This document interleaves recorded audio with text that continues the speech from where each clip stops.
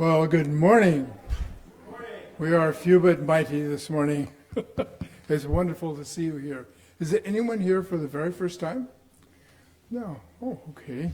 I think the very first thing we get to do is to have a congregational song. Yes, we like doing this at the time of the year changing so we can release and let go. So please stand.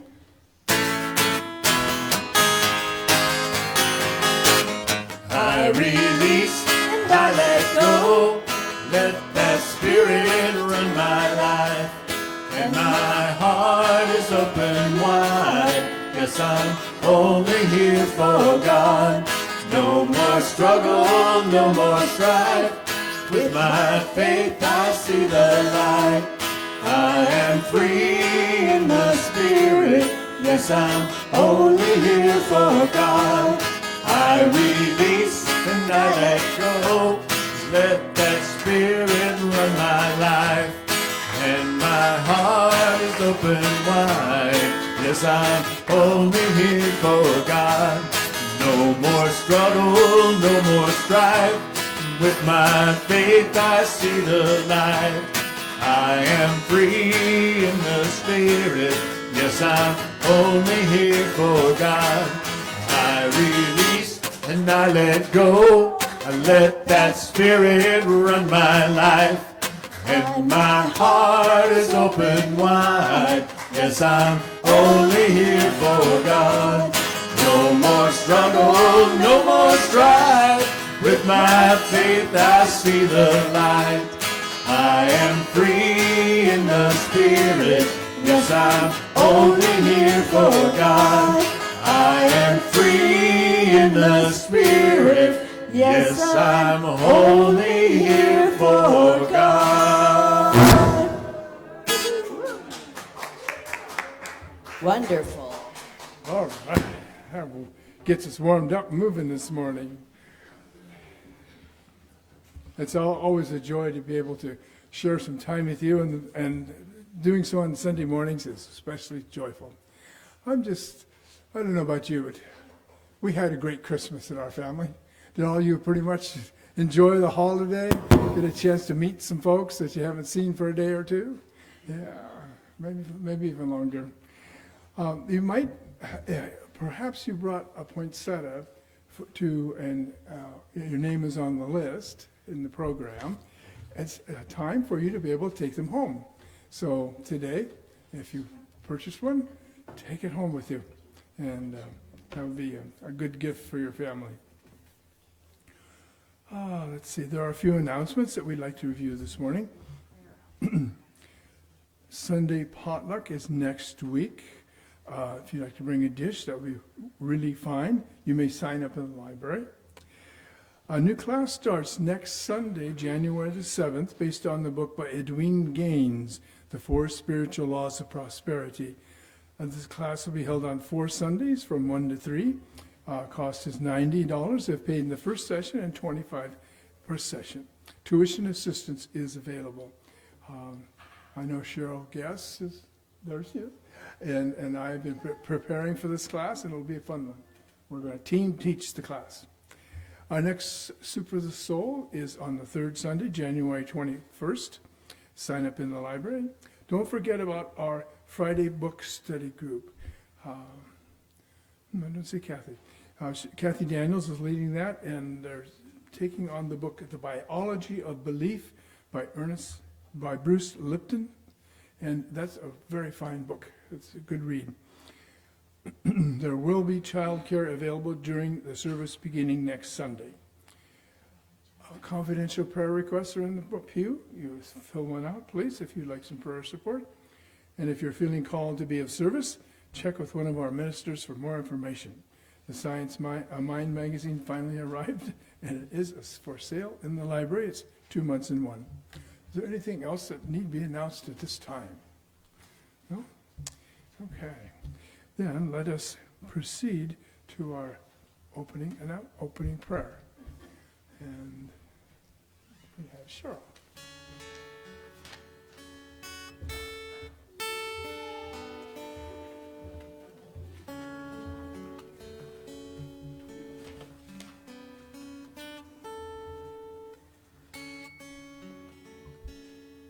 knowing that there is only one power, that there is only one spirit, undivided. Evil is just an experience. It's not an entity. And as we go forth, let us just go inside and find that place of perfection, that place of wholeness. And allow your heart to open and to hear, and your mind to be receptive to everything that is said today. Today is a day of release, to let go of lack and limitation, to let go of anything that no longer serves you, to find that harmony and the serenity that is your God-given gift of life. And knowing that your life is unfolding with divine perfection, and that you are always surrounded in the love that is God. And knowing this, I just invite you to let everything just fall away. Let your life be open and bright and shiny new.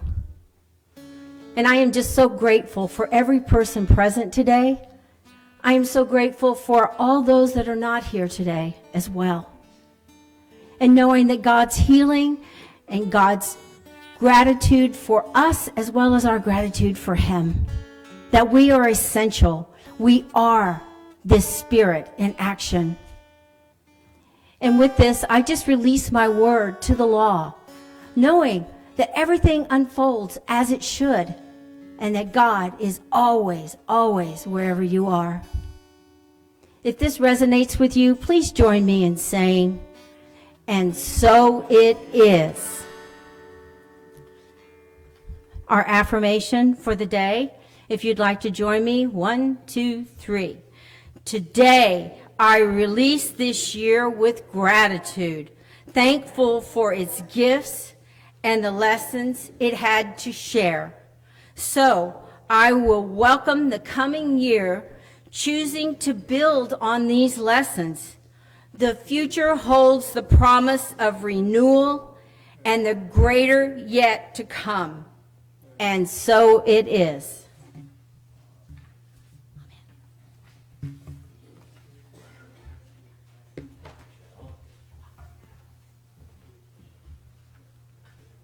We have a reading for today.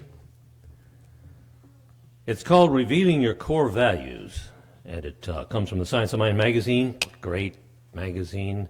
If you haven't read this magazine, boy, do we recommend it.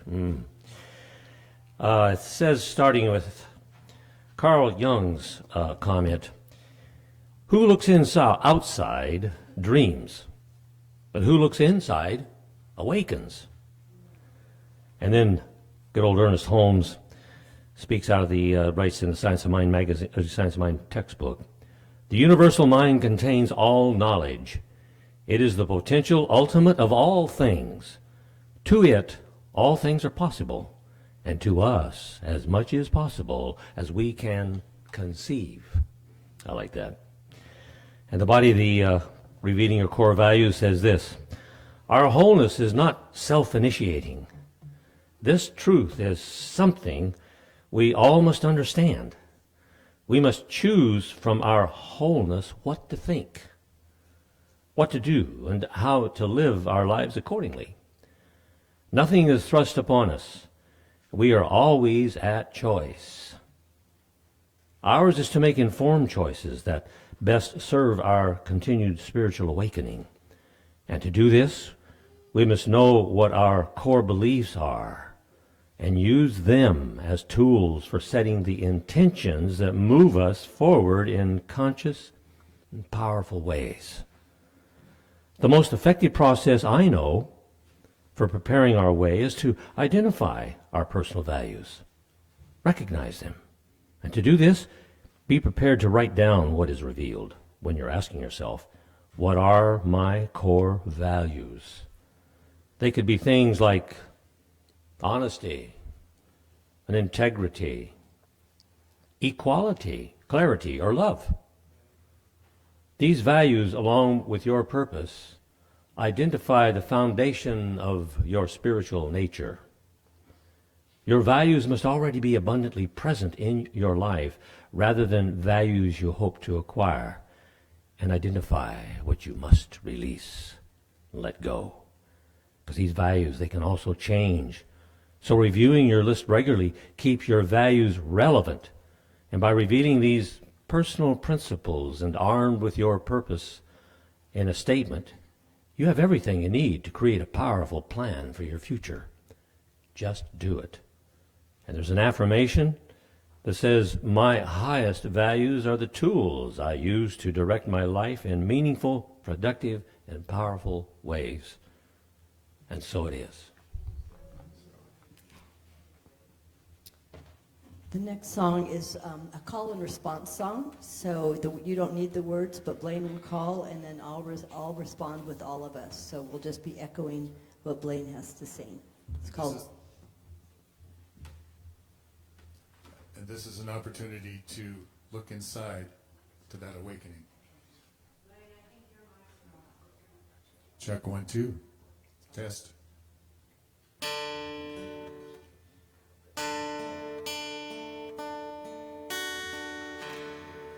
Still my mind. Still my mind. Be at peace. Be at peace. With my awakening. In my awakening. I release.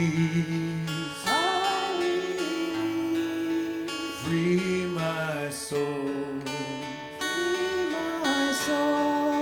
With my heart. With my heart. In my awakening. In my awakening. I am whole. I am whole. Om Shanti, Om Shanti, Om Shanti, Om Shanti, Om Shanti, Om Shanti, Om. Again. Om Shanti, Om Shanti, Om Shanti, Om Shanti, Om Shanti, Om Shanti, Om. As I love, As I love. as I give, As I give. in my awakening, In my awakening. I choose to live. I choose to live. Give me strength Give me to strength. shine my light To shine my light. in my awakening. In my awakening. Clear my sight. Clear my sight. Om Shanti, Om Shanti, Om Shanti, Om Shanti, Om Shanti, Om Shanti, Om. Again. Om Shanti, Om Shanti, Om Shanti, Om Shanti, Om Shanti, Om Shanti, Om. All I believe, All I believe. all I know, All I know. in my awakening, In my awakening. I let go. I let go. Fill me with hope. Fill me with hope. Temper my fear. Temper my fear. In my awakening, In my awakening. God appears. God appears. Surrounded in love. Surrounded in love. surrounded in calm. In my awakening, sing my song. Om Shanti Om Shanti Om Shanti Om Shanti Om Shanti Om Shanti Om. Om Shanti Om Shanti Om Shanti Om Shanti Om Shanti Om Shanti Om.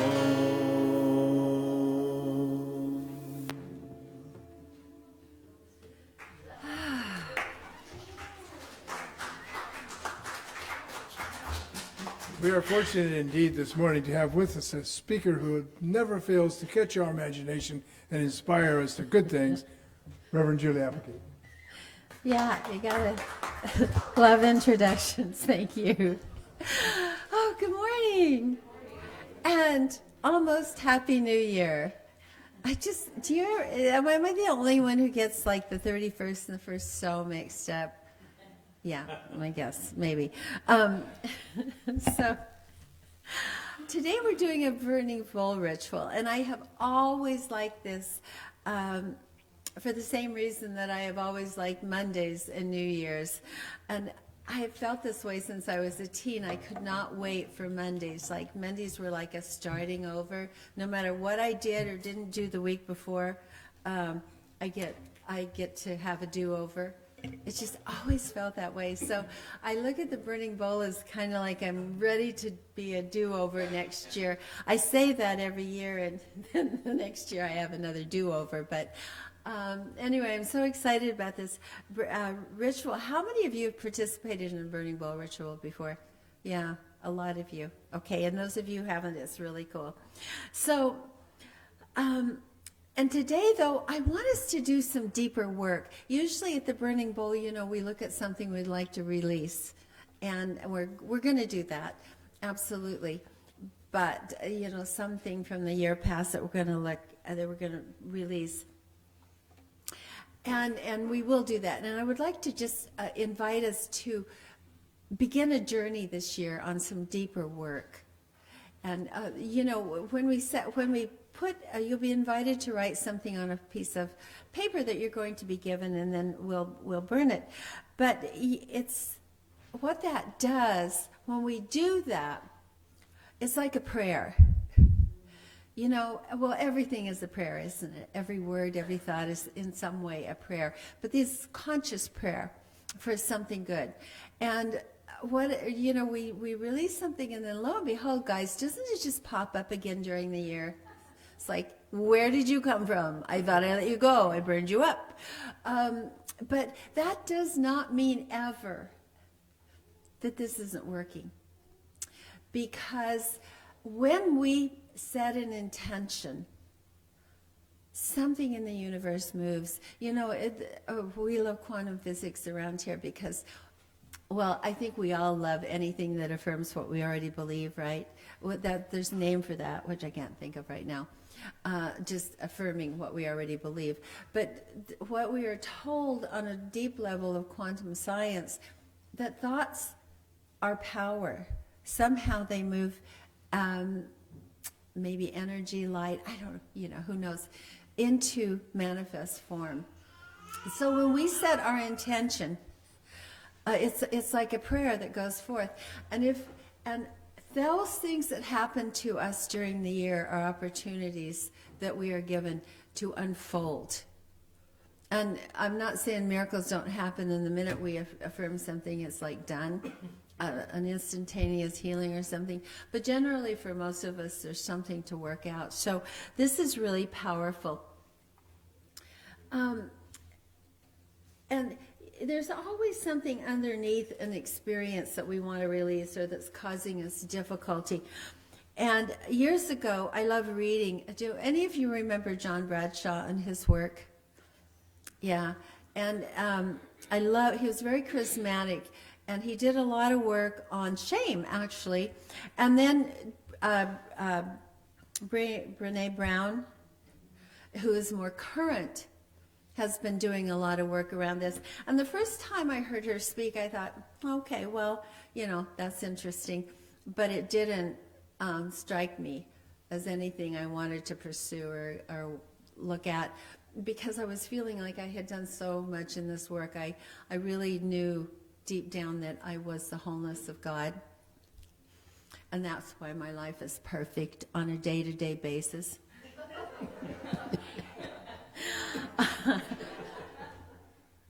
Oh, wow. You guys don't think it is. So I picked up, as you know, it always happens when we need to look at something when we're ready for it. And evidently it takes me a long time to really get to do some of this deep work. Because I didn't, in the beginning, really understand. I mean, I got it intellectually. I know the definitions, but I didn't totally understand either what John Bradshaw was saying or what she was saying. But lately, I have in this study. I guess I'm ready for it. I wouldn't have known it, you guys. If somebody just said, well, you have to work on shame, there's shame under that, I was like, what are you talking about? I really don't get that. But lately I've come to understand the power of shame that informs many of our choices and our beliefs.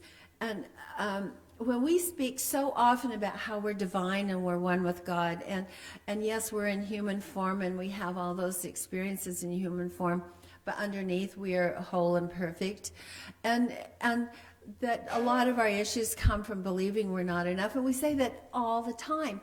And I realize, well, the reason we say that all the time is because we have to get it over and over again, don't we? Probably if we really got it on a deep level, we wouldn't even have to mention it again. And so I realized that underneath our sense of not enoughness is a sense of shame. And as I've studied this work more, it's really becoming such a thing I want to go into more. Like, okay, guilt and shame. You know, she talks about the difference between guilt and shame. Guilt means I did something wrong. Shame is I am wrong. Who I am is wrong. Who I am is not enough.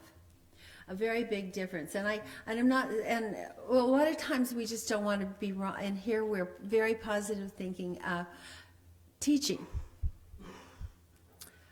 And often it's a wonderful, wonderful thing. And I gravitated to that because, you know, I always full of energy and optimism and positive thinking, and I really like that. It's so much more joyful than negative thinking. But in the process of doing that, we often don't go to some of those places that are really affecting our lives.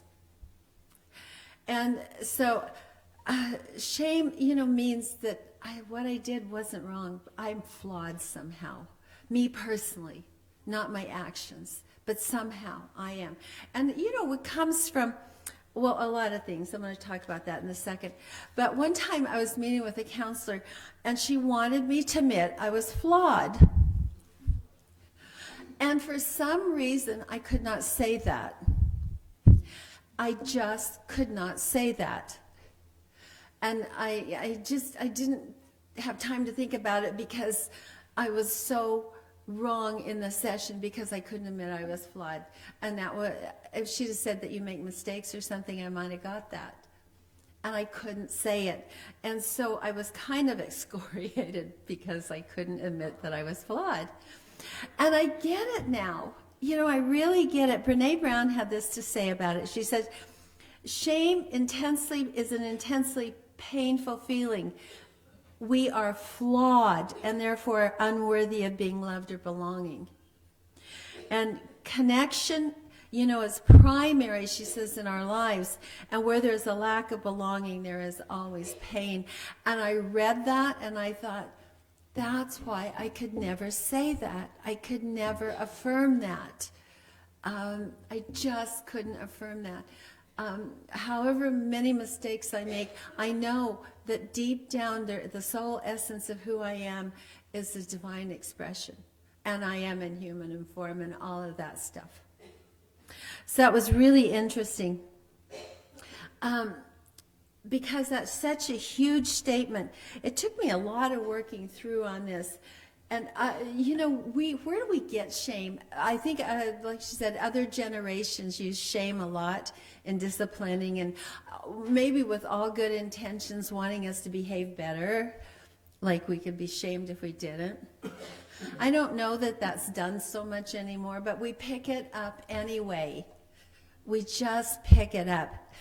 And I remember in second grade, at recess, I was playing tetherball. They don't have tetherballs in playgrounds. They don't have much of anything in playgrounds anymore, I don't think. But anyway, I was playing tetherball. How many of you know what tetherball is? Yeah. Oh my God, I love tetherball. So I was in the middle of the tetherball game and the bell rang, but my game wasn't over. So I convinced the person playing with me to stay and finish the game. It made a lot of sense to me. And so I got back in the classroom after my game was over, and the teacher, wanting to teach me a lesson, had me stand up in front of the room and in front of a desk and pretend I was playing tetherball. And in second grade, I really didn't feel shame. That didn't make me feel ashamed. I might have gone on to do better things had I felt ashamed, I guess. But later, of course, did a lot more things that in school, whether we, and there's lots of ways school is a minefield. If we don't get it at home, school can be a minefield, can it? Honest to God, I was always chosen last for, we played Red Rover. Always chosen last. I always thought it was because I was undesirable, not because I was weak. How kids translate those things. Are you pretty enough? Are you strong enough? Are you athletic enough? And school just sorts us out because we so want to belong. That one way or another we come along with this. So, and I hear a lot of Catholicism and other churches where shame is a big thing. And I was a convert to Catholicism, so I didn't get the shame thing. But, and I became a Catholic for a lot of reasons. One, because I thought, well, traces its roots back to the 1st century, so it must be true. It was all logical when I was 14. And I loved the ritual, and I loved everything about it. And you guys, I got a great deal out of it. I don't resent it for 1 minute. And it was like an adventure for me. And so I went to the convent, because what else do good converts do if you're on an adventure? And I love that too.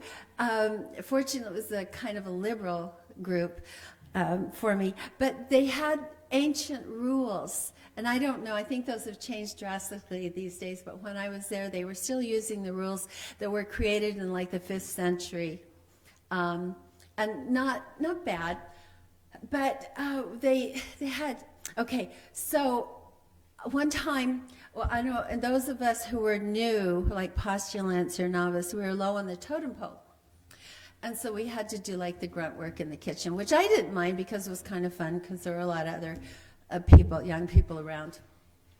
But I remember the nuns had a big refectory, but the priest had his dining room upstairs, and the nuns served him. And so I was supposed to take ice cream up for him for dessert. By the way, we never got ice cream. Yeah, I know, there was that. Well, I could go on, but... So I scooped out the ice cream.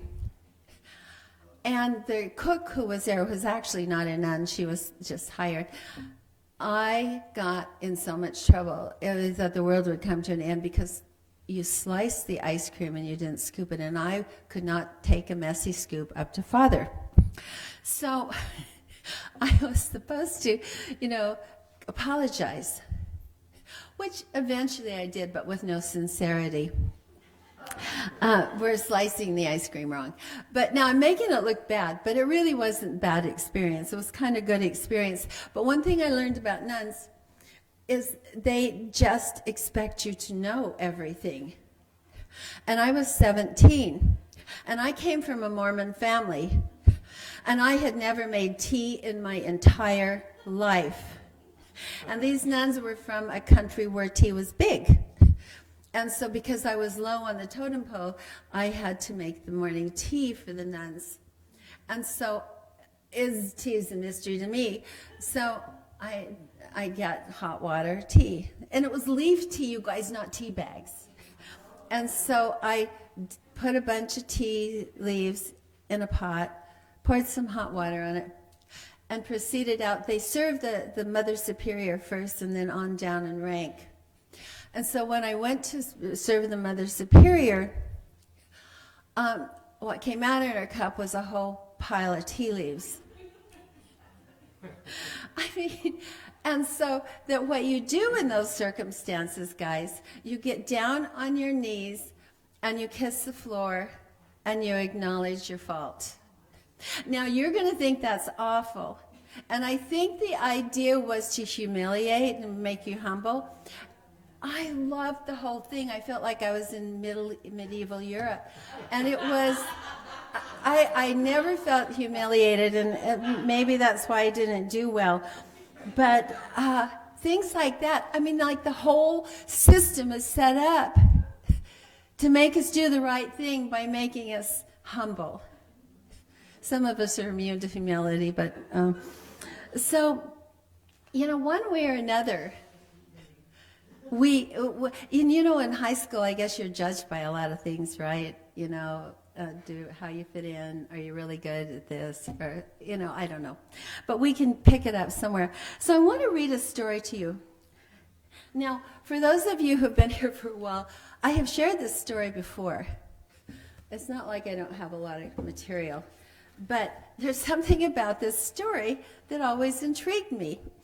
And I think the first time it was because it was funny and because I was a minister. And now I got to thinking about this story again, and I thought, wow, there's something deeper here, which means I think I'm advancing. So just sit back. I'm going to share this story with you. It's from Old Farmer's Almanac. And it's called Why My Great Uncle Gave Up the Ministry.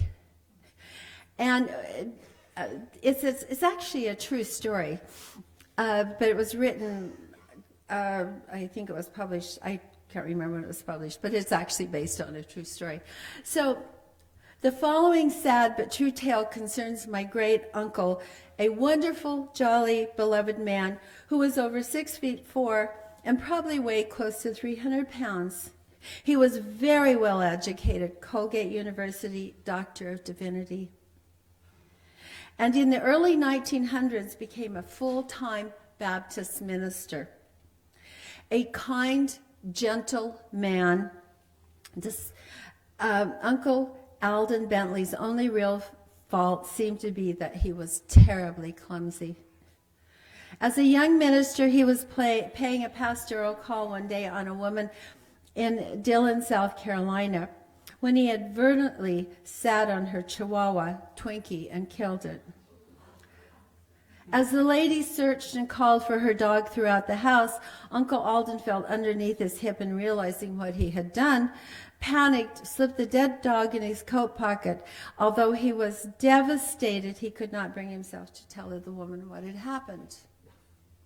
5 years later, he returned to the same house for an overnight visit and resolved to unburden himself by finally telling the woman exactly what had happened to Twinkie. She had just had the guest room repapered and had hung brand new curtains. To make Uncle feel welcome, She had placed on the bedside table a large pitcher of ice water and a glass, as well as a pen and a bottle of ink, so he could work on his sermon for the next week. Uncle liked to sleep with the window open, so he got up in the night to open it. As he did, he knocked over what he assumed to be a full glass of water. Then, groping along the wall in an unsuccessful search for the light switch, he retraced his steps several times before raising the window and settling back on the bed for the night. When he opened his eyes the next morning, he was horrified. The fresh wallpaper on 2 walls was covered with great black blobs. The white crisp curtains were thoroughly smudged with the prints of Uncle's huge paws. It had not been the water that he overturned during the night, but the bottle of ink. In a shaken state of mind, knowing his face, his hostess, Uncle dressed hurriedly and started down the stairs outside the guest room. And as he approached the landing, his foot slipped. Reaching wildly for support, he grabbed the nearest object, which happened to be a beautiful electric brass candelabra mounted on the stairwell wall. The fixture was hissing and smoking as he ripped it from the wall and toppled down to the landing below, still clutching it in his hand. "Are you hurt?" his hostess cried as she rushed to Uncle's side. "No," said Uncle as he rose to his feet, "but I have demolished your home." With that, he quickly walked out the front door at the end of the walk and turned to his hostess with deep reverence. Twinkie had a Christian burial. He then retired from the ministry and became a teacher of philosophy, and for many years at a private preparatory school in Massachusetts. And so the first time I read that, you guys, I thought that was funny. Well, now I was looking at it again, I didn't think it was so funny. Sorry to be more maudlin today. But I thought, wow, the things we do that, talk about creating shame. And thinking who you are is so awful. Rather than, wow, look what I did. I don't know, have any of you done anything to the level of this uncle? I have never done what he did, but I have done many things that I would consider perhaps worse than messing up wallpaper. Maybe not sitting on the dock. I would not live through that. But, all these things in life that bring us shame. And so today I want us to give, so one of the things that Brene said about this, and this was particular for men, she said when men feel shame because they can't be weak, they have to be strong, one of the things that they do is become angry or withdraw. Women can become depressed. All these things that not realizing the core of why we're feeling the way we are, or because life isn't working the way we want it to do. So maybe today you want to give up something like maybe being angry. Maybe you don't know what, but perhaps considering giving up the shame that lies beneath it. And, procrastination. Procrastination, I always wondered what procrastination was about. I don't procrastinate a lot, but when I do, it's like, what is that about? Does anyone here procrastinate, ever? Yeah. Well, what I was reading was procrastination rises up from the shame of not being perfect. Now think about that for a while. If we can't do something perfectly, we put it off and put it off and put it off. When I was in high school, now I went to boarding school, so there were many, many ways to get in trouble. Leaving your lights on past 9 and stuff like that. But I got in a lot of trouble all the time for stuff. because I had many ideas about what might be fun. And so I was in trouble. So I went to college and I thought, well, I'm going to change this. I'm going to be perfect. No, I'm not kidding you. And I knew how to do that because I'd been a Catholic now for 4 years in boarding school. So, and I was going to a Catholic college because my grandmother didn't trust me being anywhere where there weren't nuns, you know. So I knew how to be perfect. I really did. I knew all the rules by then, and I was going to be perfect. And I did that for my whole freshman year. Well, really, seriously, I was like so good. But then you guys, if you've ever tried to be good for a whole year, it is like so boring. So, you know, aside from getting a migraine from the stress, and this is all true, you know, I just had to give it up whole hog. Because you can't be who you aren't. So today, I'm going to do a slight meditation for us, just a short meditation. And for us to really, and Cheryl, do you want to pass out, did we pass out the paper? You already did. You have a little piece of paper. And just for now, you don't have to write anything, but just begin to ponder what's going on in your life and perhaps what is at the core of it. No matter how long we are in our process, there is always something, as long as we're on planet Earth. So begin to just, in this meditation, so let's just come together and breathe deeply. And take a deep breath. Breath is so profound, aside from keeping us alive, in the way of centering us as we breathe deeply, letting in all that is light and love and letting out all that needs to be released. And just breathe. And just breathe.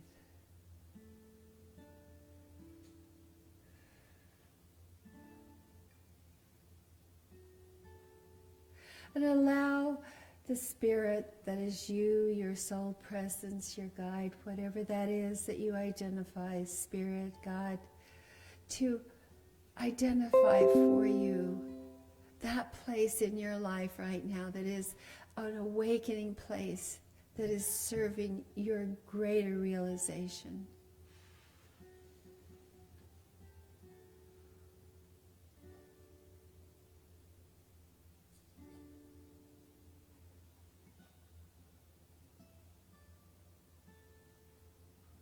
And just identify one thing. And interestingly enough, if we can't identify it, then the question we ask is that we can hear more completely, that we can listen more deeply. So just take a minute more.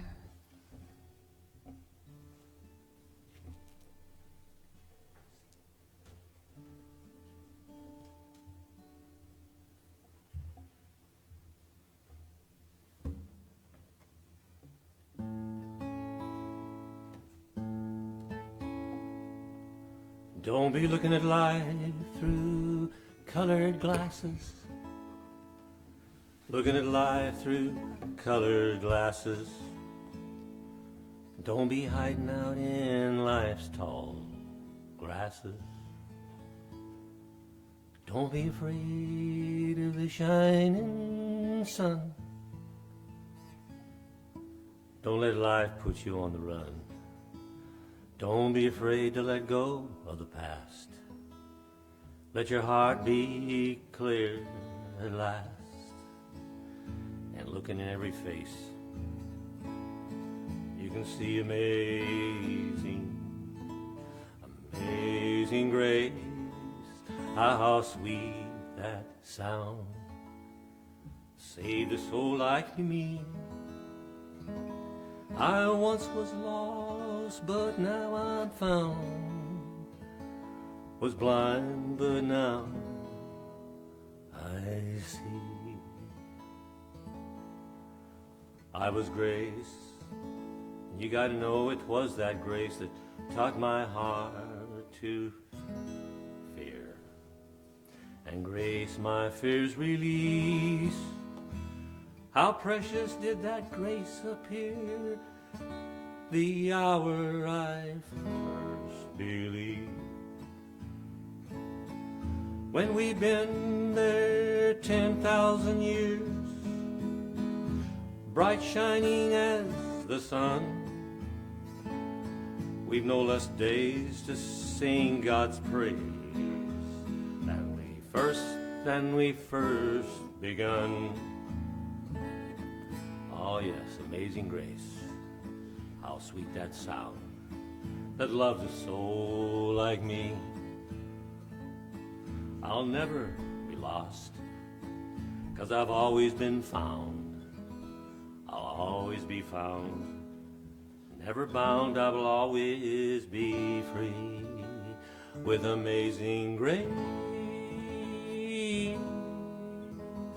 How sweet that sound that saved a soul like me.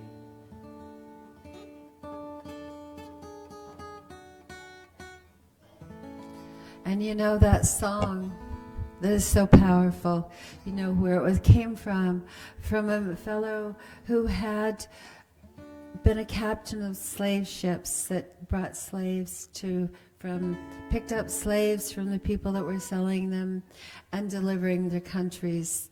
And many people died on that, and he had an awakening, a religious experience. And he wrote that song. What a gift to the world. So wherever we are and whatever is going on, our biggest trouble can be our biggest gift for the world.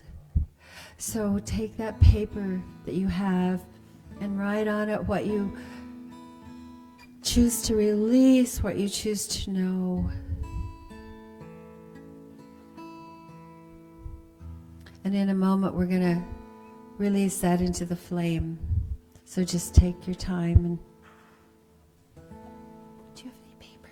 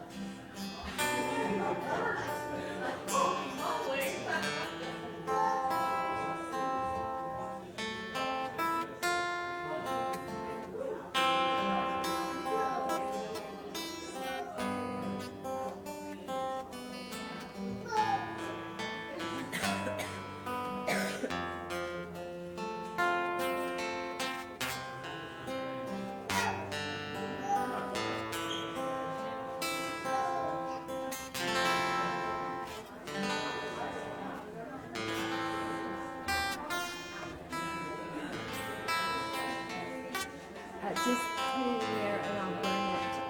I want to go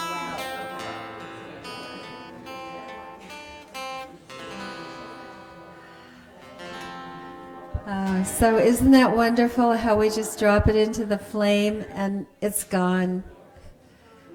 Yes, it can be gone just as fast. And if anybody has something written on paper already prepared, I will just take it out of the building and burn it. So, wow, a very cleansing thing, because fire, as we know, can be very frightening when it's uncontrolled, but controlled burns are extremely cleansing. They bring new life to forests, and they have a purpose. Some trees need flames to their seed pods or cones in order for that to awaken. And so you are so blessed this morning. And let us prepare for our offertory now. Oh, that's right.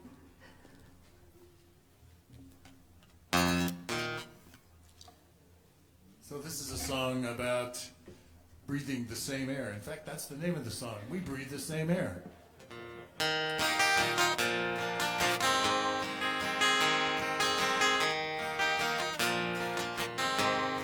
Well, it's an idea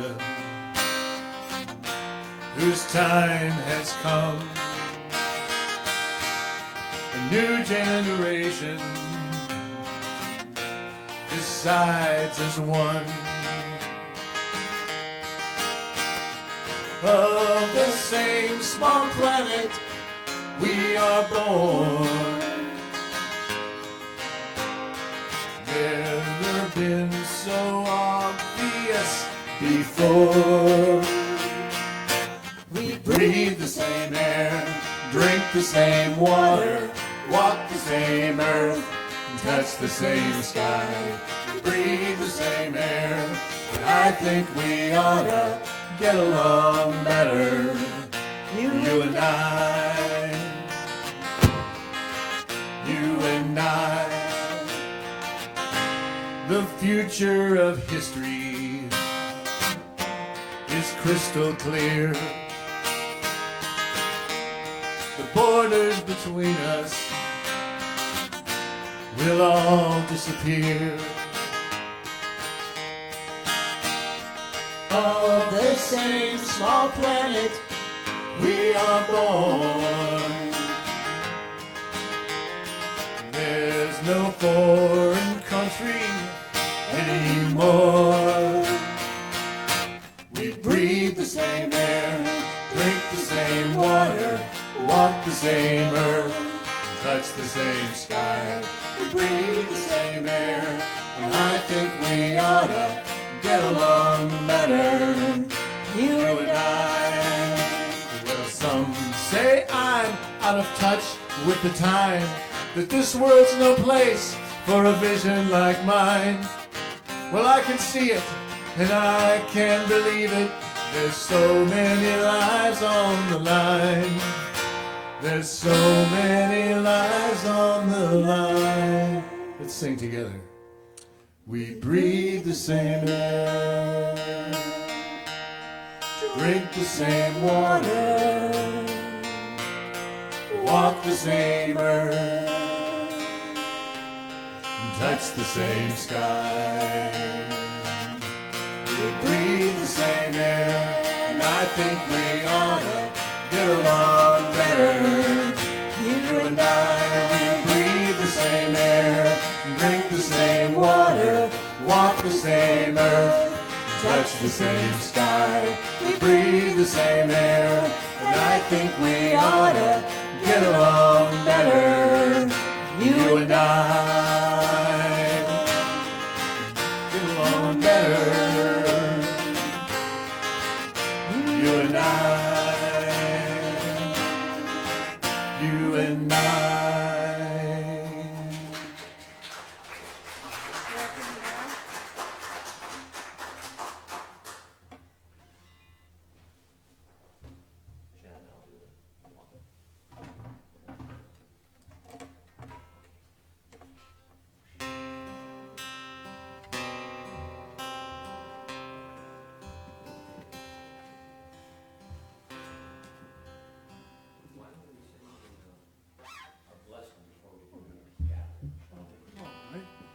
Let's say it together. Divine love moves and through me. This is all I am, all that I am, all that I have.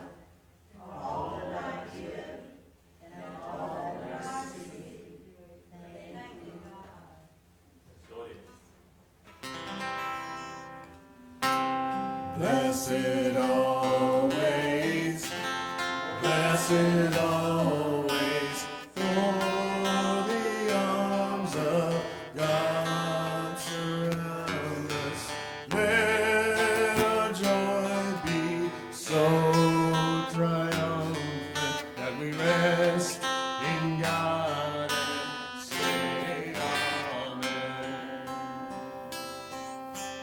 Blessed always, blessed always, for the arms of God surround us.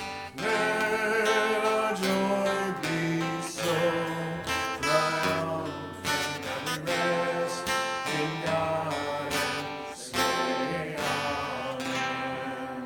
Let our joy be so triumphant that we rest in God and say Amen.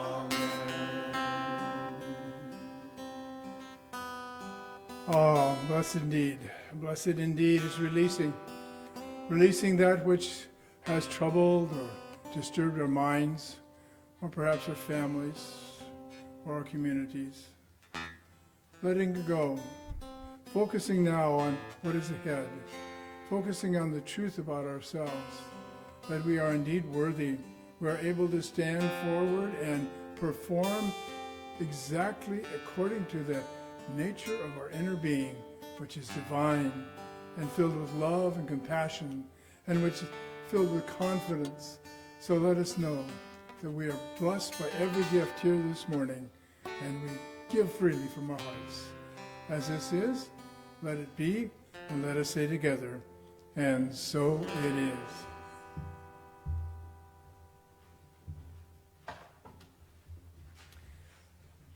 We move now to our prayer of protection. You might like to stand for that. You find it in your program.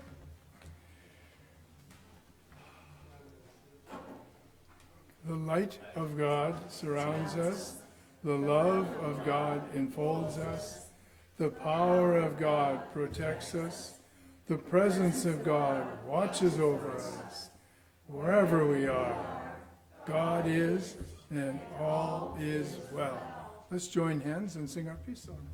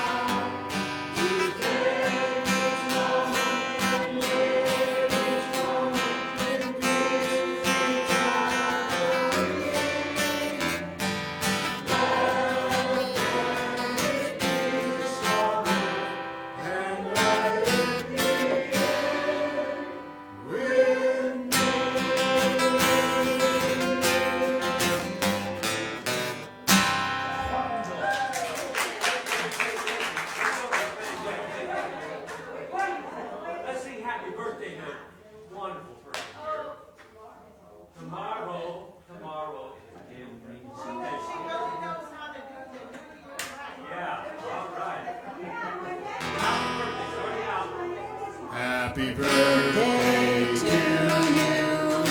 Happy birthday to you. Happy birthday, dear Gail. Happy birthday to you.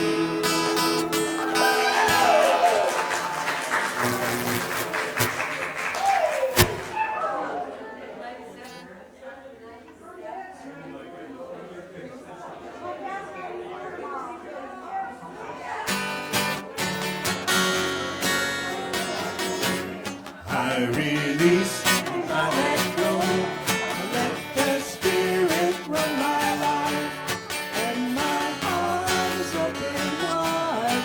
Yes, I'm only here for God. No more struggle, no more strife. With my faith, I see the light. I am free in the Spirit. Yes, I'm only here for God.